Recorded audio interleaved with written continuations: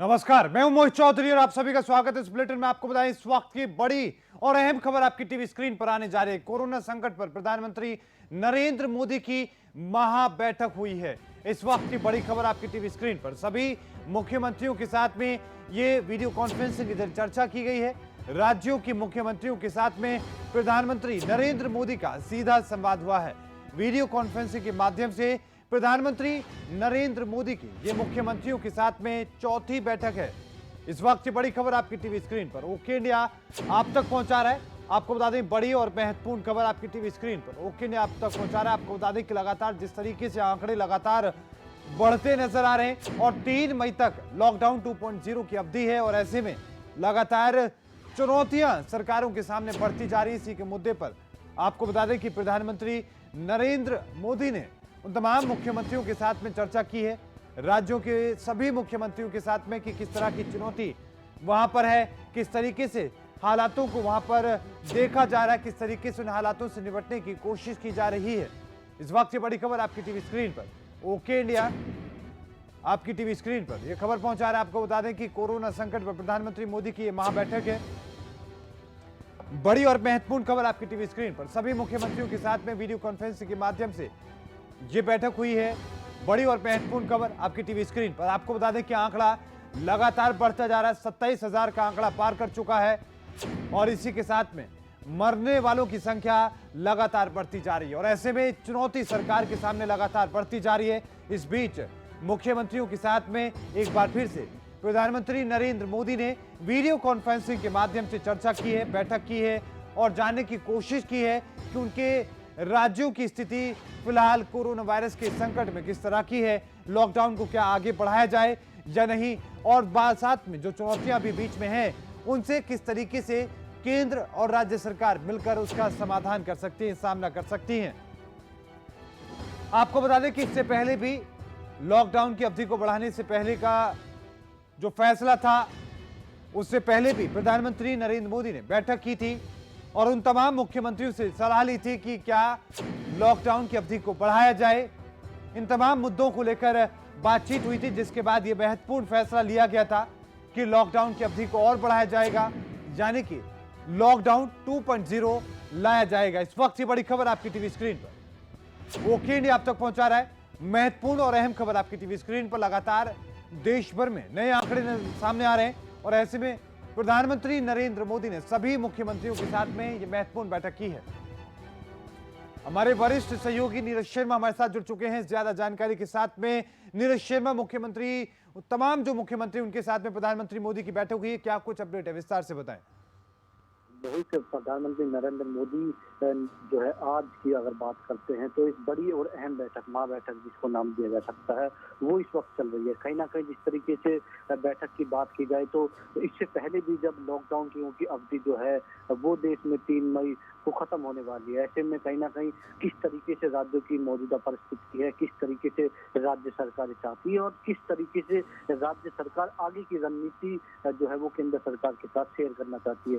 जाहिर सी बात है आज की बैठक काफी अहम इसलिए भी है क्योंकि तकरीबन जो राज्य जो है वो ऐसे में ये चाहते हैं कि लॉकडाउन की जो अवधि जो है उसको कहीं ना कहीं बढ़ाया जाए। हालांकि बैठक के बारे में अगर बात की जाए तो तकरीबन जो है राज्यों के जो मुख्यमंत्री है वो एक एक करके पीएम नरेंद्र मोदी के साथ राज्य की मौजूदा हालात के बारे में पीएम को अवगत करवा रहे हैं। क्योंकि हमने देखा था जब लॉकडाउन 2.0 लगा था उस वक्त भी पीएम नरेंद्र मोदी ने कहीं ना कहीं देश के सभी जो सीएम थे उनसे फीडबैक दिया था कि आखिर वो किस तरीके की जो है राय सरकार को देना चाहेंगे, केंद्र सरकार को देना चाहेंगे और उनके राज्य में क्या स्थिति है। तो माना यही जा रहा है कि लॉकडाउन को लेकर कहीं ना कहीं एक बड़ी योजना के तहत जो है आज की इस बैठक को देखा जा रहा है। जी नीरज शर्मा, साथ में ये भी हम जानने की कोशिश करें क्योंकि अब अंतिम पड़ाव में है लॉकडाउन 2.0, तो इसको लेकर भी कोई महत्वपूर्ण चर्चा हो सकती है, कोई छूट को लेकर या फिर औद्योगिक इकाइयां जो हैं उनको चलाने को लेकर। जी जरूर मोहित, क्योंकि अब लॉकडाउन को क्रमबद्ध तरीके से किस तरह से खोला जाना चाहिए। हालांकि जल्दबाजी होगा कि किस तरीके से खोला जाना चाहिए, पर लॉकडाउन को क्रम वाइज तरीके से किस तरीके से अब धीरे धीरे करके लोगों को छूट देनी चाहिए, क्योंकि 20 अप्रैल को ये चीज हमने देखा था कि लॉकडाउन की अगर बात की जाए तो कहीं ना कहीं सरकार ने छूट दी थी। उसके बाद कुछ जो छूटें जो है वो बीच में सरकार गृह मंत्रालय ने गाइडलाइंस जो है जारी की, उसके बाद छूट दी गई। ऐसे में केंद्र सरकार ने कहीं ना कहीं गाइडलाइन जो जारी की थी उसमें साफ तौर पर लिखा था कि राज्य सरकार पर निर्भर है कि वो इन छूटों को कितना छूट देना चाहेंगी। पर अगर मौजूदा हालात की बात करते हैं तो कहीं ना कहीं राज्य सरकारों के सामने अब क्या दिक्कतों का सामना आने वाला है, किस तरीके की वो अपनी, क्योंकि कई राज्य ऐसे भी हैं पहले ही अपने कहीं ना कहीं अगर पंजाब की बात करते हैं या फिर बंगाल की बात करते हैं जिसने केंद्र सरकार से बकाया की बात की थी, वहीं अगर महाराष्ट्र की बात करते हैं तो महाराष्ट्र के लिए सबसे बड़ा मुद्दा मोहित वो ये बना हुआ है कि जो वहाँ पर मजदूर फंसे हुए हैं, आवासीय मजदूर, उनको महाराष्ट्र से किस तरीके से निकाला जाए, क्योंकि पहले से ही सीएम साफ तौर पर उद्धव ठाकरे कह चुके हैं कि उनकी प्राथमिकता राज्य सरकारों के साथ बात कर जो महाराष्ट्र में मजदूर फंसे हुए हैं उनको निकालना है। क्योंकि जिस तरीके से हमने देखा था कि मुंबई में एक मजदूरों का एक अलग ही जमावड़ा देखने को मिला था एक अफवाह के माध्यम से, तो कहीं ना कहीं बहुत सी ऐसी चीजें हैं जिसको लेकर पीएम नरेंद्र मोदी और जितने भी सीएम उनके साथ चर्चा जो है वो हो रही है। बहुत बहुत धन्यवाद नीरज शर्मा तमाम जानकारी को साझा करने के लिए, हमारे साथ जुड़ने के लिए। वरिष्ठ सहयोगी नीरज शर्मा हमारे साथ जुड़े, उन्होंने बताया कि किस तरह की बातों को लेकर ये महत्वपूर्ण चर्चा हुई है, किस तरीके से तमाम चुनौतियों से निकलने की कोशिश को लेकर ये चर्चा की गई है।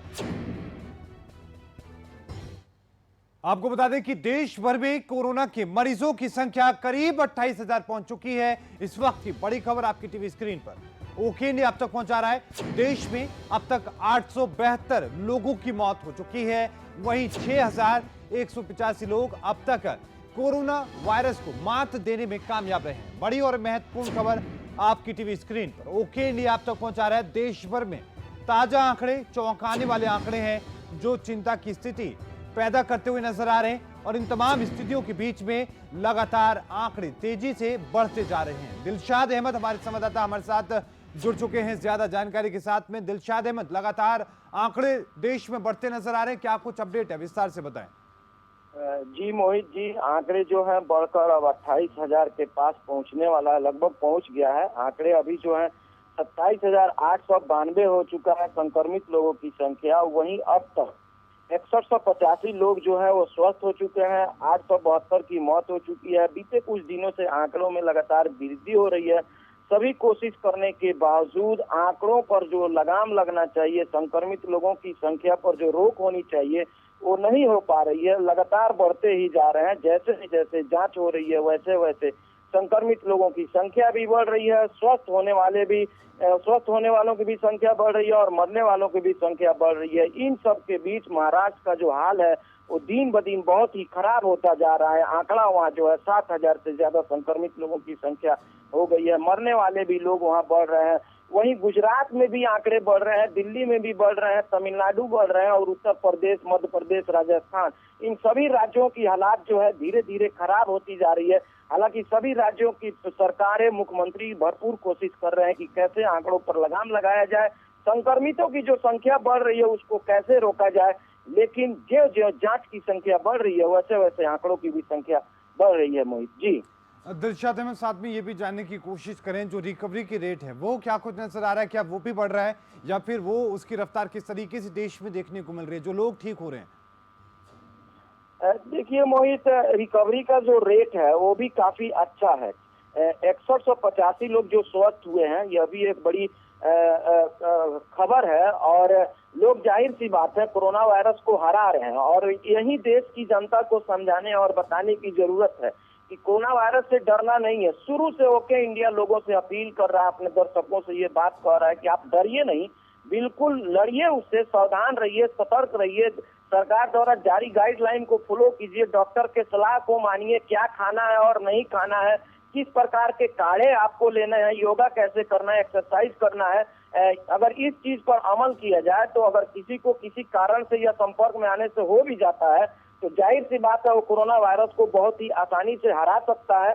और यही कारण है कि जो लोग स्वस्थ हो रहे हैं, स्वस्थ होने वालों की भी संख्या काफी अच्छी खासी में बढ़ रही है। तो उनके अंदर कुछ स्पेशल रहा होगा, इम्यूनिटी उनकी स्ट्रांग रही होगी, बीमारी से लड़ने की क्षमता अच्छी रही होगी, तभी वो लोग हरा दिया। और इसी बात को देश के एक एक जनता तक तो पहुंचाने की जरूरत है। जी मोहित। दिलशाद अहमद, सबसे महत्वपूर्ण ये कि लॉकडाउन का पालन कराने की कोशिश लगातार प्रशासन कर रहा है। एकमात्र इलाज जो अभी नजर आ रहा है सामने वो सोशल डिस्टेंसिंग है। क्या पूरे देश की स्थिति को हम देखें कि क्या इन चीजों का पालन होता नजर आ रहा है? मोहित, अगर बात की जाए लॉकडाउन को पूर्ण रूप से सफल बनाने की, तो कोई ऐसा राज्य अभी तक दिखाई नहीं दिया है कि कोई पूर्ण रूप से इसको सफल बनाता हो। बहुत ही ऐसे लोग हैं जो गैर जिम्मेदार हैं, वो अपनी जिम्मेदारी को नहीं समझ रहे हैं। कुछ ऐसे अधिकारी भी हैं, उनका भी बहुत सारी तस्वीरें आई हैं।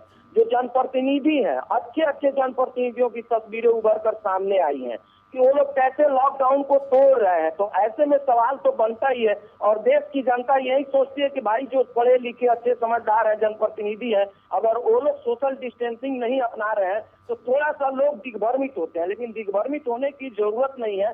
यह वक्त ऐसा है जिसमें सबको मिलकर देश के लिए महत्वपूर्ण योगदान देना है और सामाजिक दूरी के साथ साथ शारीरिक दूरी भी बनाने की जरूरत है और लॉकडाउन को पूर्ण रूप से सफल बनाने की जरूरत है। अगर इस बात को देश के एक एक नागरिक समझ ले, सबके बात में ये सबको समझ में आ जाए, तो चैन जो है टूट जाएगा। लोग सामाजिक दूरी और शारीरिक दूरी अपनाना शुरू करेंगे तो कोरोना वायरस का प्रभाव बिल्कुल तो जरूर सोशल खत्म हो डिस्टेंसिंग जाएगा। बहुत महत्वपूर्ण है। बहुत बहुत धन्यवाद दिलशाद अहमद तमाम जानकारी को साझा करने के लिए और हमारे साथ जुड़ने के लिए। दिलशाद अहमद जुड़े, उन्होंने बताया कि किस तरीके से पूरे देश में आंकड़े बढ़ते नजर आ रहे हैं। लेकिन इन बढ़ते आंकड़ों के बीच महाराष्ट्र से इस वक्त की बड़ी खबर आपको बता दें कि कोरोना से सबसे अधिक प्रभावित महाराष्ट्र नजर आ रहा है। महाराष्ट्र में अब तक 8,068 मामले सामने आ चुके हैं। महाराष्ट्र में 342 लोगों की मौत हो चुकी है, जबकि 1,076 लोग ठीक भी हो चुके हैं। इसी की बात में आपको यह भी बता दें कि लगातार जो आंकड़े महाराष्ट्र में अभी भी तेजी के साथ बढ़ते नजर आ रहे हैं। इस वक्त बड़ी और महत्वपूर्ण खबर आपकी टीवी स्क्रीन पर महाराष्ट्र से, जहां पर अभी भी आंकड़े लगातार बढ़ते नजर आ रहे हैं। 8,000 का आंकड़ा पार कर चुका है और चुनौती लगातार बढ़ती जा रही है। सरबजीत हमारे साथ जुड़ चुके हैं ज्यादा जानकारी के साथ। हमारे संवाददाता सरबजीत, महाराष्ट्र में लगातार नए आंकड़े सामने आ रहे हैं, क्या कुछ अपडेट है, विस्तार से बताएं।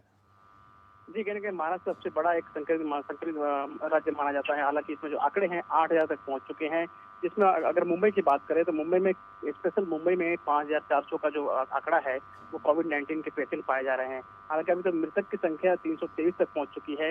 हालांकि एक दिन का अगर आंकड़ा माना जाए, कल का आंकड़ा जो है वो 440 नए पेशेंट पाए गए हैं। तो कहीं ना कहीं मुंबई और इसके महानगर पालिका के लिए एक बड़ी चुनौती है। इसमें देखा जाए तो ठीक होने का जो आंकड़ा है वो 1100 तक पहुंचा है। तो कहीं ना कहीं बहुत कम मात्रा में जो लोग ठीक हो रहे हैं, लेकिन जो संक्रमित का जो मामला है वो काफी तेजी से बढ़ता जा रहा है महाराष्ट्र में। जी सरबजीत, हॉट स्पॉट की हम बात करें, जो हॉट स्पॉट है वहां पर किस तरह की तस्वीरें नजर आ रही है, क्योंकि सख्ताई की जा रही है उन इलाकों में, क्या अभी भी मामले वहां पर देखने को मिल रहे हैं? जी, हॉटस्पॉट में अभी भी मामले आ रहे हैं। मुंबई का 4 से 80 से भी जो है वो हॉटस्पॉट माने गए हैं। जो रेड जोन है, रेड जोन में धारावी आता है। अभी फिलहाल मलाड का जो स्लम इलाका है उसको भी रेड जोन में कर दिया गया है। हालांकि वहाँ पे जो स्लम इलाका होने की वजह से पुलिस की नजर नहीं रख सकती, इसके लिए ड्रोन की मदद ली जा रही है। ड्रोन से गलियों तक जूम करके उस पर निगरानी रखा जा रहा है। अगर लोग सोशल डिस्टेंसिंग का या बेखुद अगर रोड पे घूमते हैं तो उन पे कानूनी कार्रवाई कर रही है मुंबई पुलिस। जी और सरबजीत, साथ में ये भी हम जानने की कोशिश करें कि क्या सैनिटाइज का काम किया जा रहा है, लोगों को जागरूक करने का भी काम महाराष्ट्र में किया जा रहा है इन हालातों के बीच में? जी, जिस तरह से हॉटस्पॉट माना गया है वहाँ पे सैनिटाइजिंग किया जा रहा है। जो बाकी जो स्लम एरिया है वहाँ पे भी किया जा रहा है। स्लम क्योंकि काफी कंजेस्टेड एरिया है, वहाँ से शौचालय हो गए हैं, जो कि भीड़ भाड़ वाला इलाका है, एंट्री पॉइंट है, वहाँ पे सैनिटाइजिंग किया जा रहा है। अगर मुंबई पुलिस की बात करें तो मुंबई पुलिस के हर पुलिस स्टेशन के अंदर सैनिटाइजिंग की मशीन लगाई गई है। अगर आप ड्यूटी पे एंट्री जाते हैं तो सैनिटाइज होकर निकलना है आपको। तो कहीं ना कहीं सुरक्षा जो दिन रात महाराष्ट्र की सुरक्षा कर रहे हैं, उन पुलिस की भी सुरक्षा के लिए सैनिटाइजिंग मशीन लगाया गया है। जी बहुत बहुत धन्यवाद सरबजीत तमाम जानकारी को साझा करने के लिए। सरबजीत हमारे संवाददाता हमारे साथ महाराष्ट्र से जुड़े, उन्होंने बताया कि किस तरीके से पूरे महाराष्ट्र में नए आंकड़े सामने आ रहे हैं। 8,068 मामले अब तक सामने आ चुके हैं। 342 लोगों की अब तक मौत भी हो चुकी है और अब तक 1,000 से ज्यादा लोग ठीक भी इस वायरस के बाद हो भी चुके हैं। तो गुजरात का रुख करते हैं। आपको बता दें कि गुजरात में भी लगातार जो मामले हैं वो बढ़ते नजर आ रहे हैं। कोरोना का जो आंकड़ा है तेजी के साथ गुजरात में भी पसरता नजर आ रहा है, बढ़ता नजर आ रहा है। गुजरात में अब तक 3,301 मामले सामने आ चुके हैं, जिसमें 151 लोगों की अब तक मौत हो चुकी है। गुजरात से इस वक्त बड़ी खबर आपकी टीवी स्क्रीन पर, महत्वपूर्ण और अहम खबर आपकी टीवी स्क्रीन पर। गुजरात में लगातार आंकड़े बढ़ते नजर आ रहे हैं, मरीजों की संख्या लगातार बढ़ती नजर आ रही है। आपको बता दें कि अब महाराष्ट्र के बाद गुजरात तीसरा सबसे प्रभावित राज्य है, जहां की स्थिति सबसे खतरनाक नजर आ रही है। आपको बता दें कि लगातार आंकड़े गुजरात में नजर आ रहे हैं। अहमदाबाद जैसे कई बड़े इलाकों को हॉटस्पॉट के रूप में चिन्हित किया गया है और वहां पर सख्ती भी बढ़ती जा रही है। बावजूद इसके नए आंकड़े लगातार सामने आ रहे हैं, जिसमें 151 लोगों की मौत अब तक हो चुकी है। 3,000 से ज्यादा मामले सामने आ चुके हैं और 3,000 में से ज्यादा आपको ये भी बता दें कि अभी भी नए आंकड़े लगातार चुनौती देते हुए सरकार के सामने आते जा रहे हैं। इस वक्त की बड़ी और अहम खबर आपकी टीवी स्क्रीन पर ओके लिए आप तक पहुंचा रहा है गुजरात से, जहां पर ताजा आंकड़े सामने आए हैं और इन आंकड़ों की संख्या लगातार बढ़ती जा रही है। बड़ी और अहम खबर आपकी टीवी स्क्रीन पर, अब तक 3,301 मामले सामने आ चुके हैं। गौतम व्यास हमारे साथ जुड़ चुके हैं ज्यादा जानकारी के साथ। हमारी संवाददाता गौतम व्यास, गुजरात में लगातार आंकड़े बढ़ते नजर आ रहे हैं, क्या कुछ अपडेट है, विस्तार से बताएं। जी सर, देखा जाए तो यहाँ पर गुजरात में ये जो आंकड़े हैं वो बढ़ते जा रहे हैं। अभी 3,301 पर पहुंचा है। हालांकि 151 लोगों की मौत हो चुकी है और 313 लोग हैं जो अभी तक स्वस्थ हो चुके हैं। और गुजरात के जो हॉटस्पॉट जो शहर है सर, जैसे कि अहमदाबाद, बड़ौदा, सूरत, राजकोट, जहाँ पर ये जो कोरोना का जो आंकड़े है वो तेजी से बढ़ रहा है सर। गौतम व्यास, क्या वजह मानी जा रही है जिसके चलते आंकड़े अभी भी बढ़ रहे हैं, क्योंकि काफी सख्ती की जा रही है? जी सर, देखा जाए तो यहाँ पर ये आंक बढ़ने का कारण यही है कि जो सरकार ने जो लोगों को जो आदेश दिया है कि लॉकडाउन का चुस्तपणे पालन करे, सोशल डिस्टेंस अंतर रखे, लेकिन जनता में यहाँ पर ये अभाव देखने को मिला है, जिसके कारण ये आंकड़े तो बढ़ते जा रहे हैं। और ज्यादातर देखा जाए सर, यहाँ पर लोकल ट्रांसमिशन के कारण ये जो आंकड़े वो ज्यादा बढ़ रहे हैं, ऐसा जानने को मिला है सर। और सातवीं आंकड़ों पर काबू पाने के लिए प्रशासन क्या कदम उठा रहा है, सरकार कैसे काम कर रही है? जी सर, देखा जाए तो यहाँ पर सरकार जो है वो लोगों को समझा रही है, लॉकडाउन का पालन करे, सोशल डिस्टेंस का अंतर रखे। हालांकि यहाँ पर गुजरात सरकार ने कल से कुछ जगहों पर कुछ दुकानें चलाने के लिए छूट दी है, लेकिन देखा जाए तो जैसे कि ये जो हॉटस्पॉट जो विस्तार है, अहमदाबाद है, सूरत है, बड़ौदा है, वहाँ पर एक पहली जो सरकार ने जो निर्णय लिया था, वहाँ पर उन्होंने निर्णय लिया था कि ये दुकानों को छूट दी जाएगी, लेकिन उसके बाद में सरकार ने अपना निर्णय बदला था और वो जो दुकानें जो खुलवाई थी जो शहरों में, वो भी बंद करवा दी गई है। हालांकि सरकार भी चिंता में आ गई थी और यहाँ पर जनता द्वारा लॉकडाउन का चुस्तपणे से पालन न होने के कारण ये तेजी से जो आंक बढ़ते जा रहे हैं, वो सरकार के लिए भी एक चिंता का विषय है सर। और जो मजदूर वहां पर फंसे हुए हैं दूसरे राज्यों के, इन बढ़ते आंकड़ों के बीच उनकी क्या स्थिति है, सरकार क्या कदम उठा रही है? जी सर, देखा जाए तो यहाँ पर जो मजदूर लोग जो फंसे हुए हैं उसको निकालने में सरकार लगी हुई है। हालांकि कुछ दूसरे राज्य के जो मजदूर थे, जैसे कि एमपी और महाराष्ट्र, राजस्थान के जो मजदूर थे जो फंस गए थे, उसको निकालने के लिए यहाँ पर गुजरात सरकार ने एक कदम उठाया है सर। देखा जाए तो उन्होंने 98 बस मार्फत तकरीबन 2,400 जैसे जो मजदूर जो थे जो फंस गए थे सर, उसको बाहर निकालने की भी कामगिरी सरकार ने शुरू की थी सर। बहुत बहुत धन्यवाद गौतम व्यास, तमाम जानकारी को साझा करने के लिए। हमारे साथ गुजरात से हमारे संवाददाता गौतम व्यास जुड़े, उन्होंने बताया कि किस तरीके से गुजरात में नए आंकड़े सामने आ रहे हैं और किस तरीके से सरकार इन पर काबू पाने की कोशिश में जुटी है।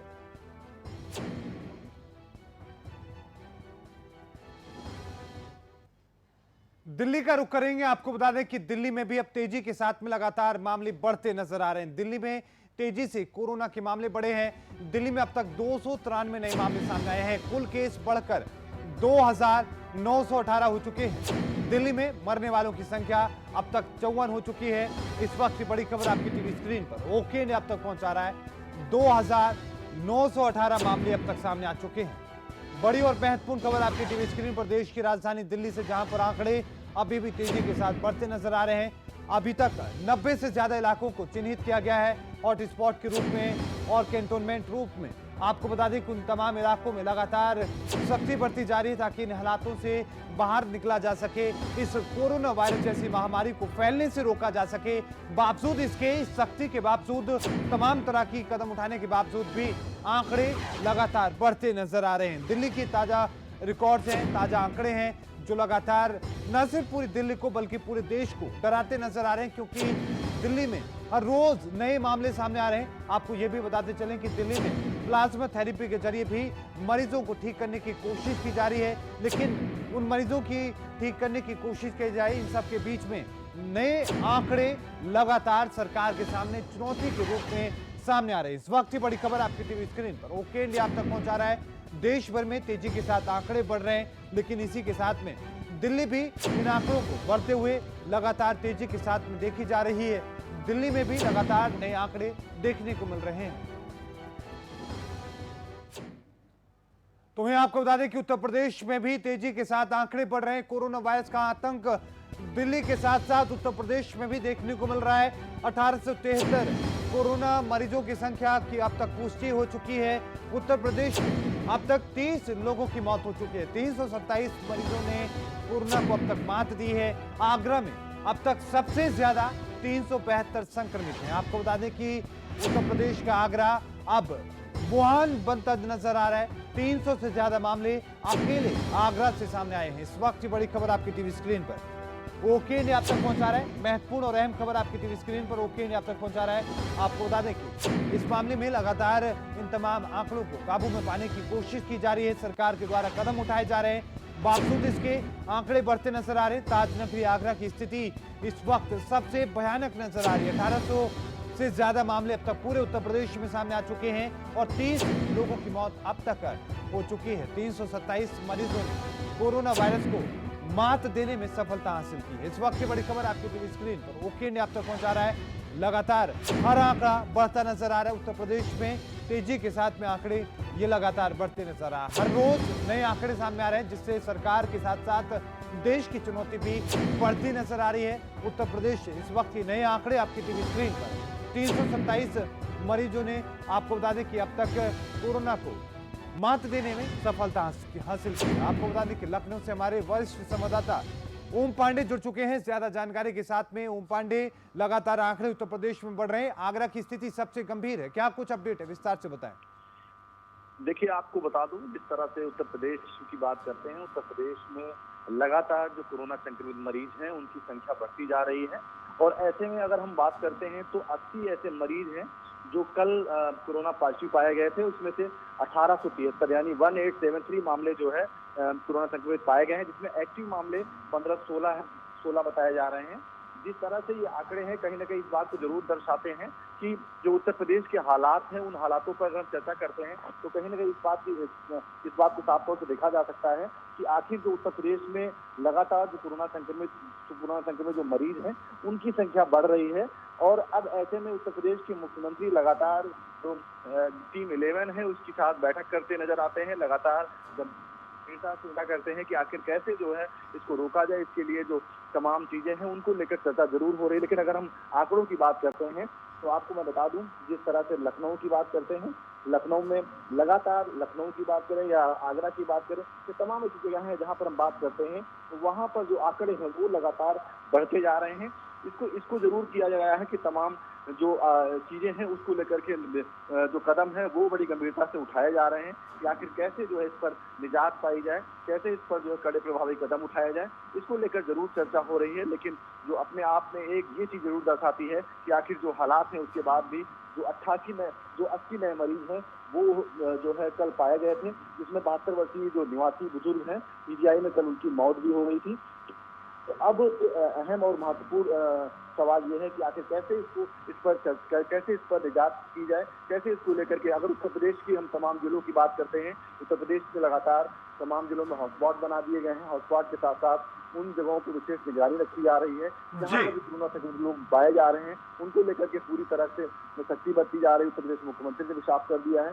ओम पांडे, जिस तरीके से हॉट स्पॉट चिन्हित किए गए हैं, कैंटोनमेंट इलाके बनाए गए हैं, सख्ती बरती जा रही है, बावजूद इसके आंकड़े बढ़ रहे हैं, क्या सरकार कह रही है, क्या वजह मान रही है आंकड़े बढ़ने की?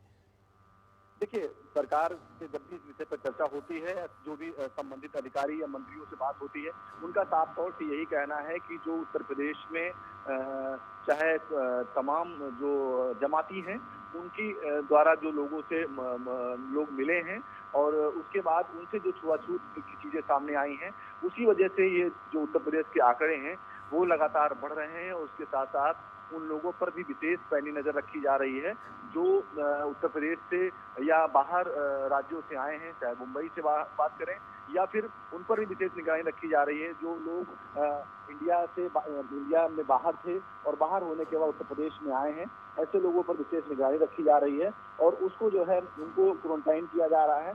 और सबसे महत्वपूर्ण बात यह है कि अभी जो जांच के आंकड़े हैं, जांच को लेकर के लगातार संख्या बढ़ा दी गई है। जी बिल्कुल, जैसे भी हो इस जांच को लेकर के कहा जाए तो जांच को बिल्कुल। बहुत बहुत धन्यवाद ओम पांडे तमाम जानकारी को साझा करने के लिए। लखनऊ से हमारे वरिष्ठ संवाददाता ओम पांडे हमारे साथ जुड़े, उन्होंने बताया कि किस तरीके से उत्तर प्रदेश में नए आंकड़े लगातार बढ़ते नजर आ रहे हैं।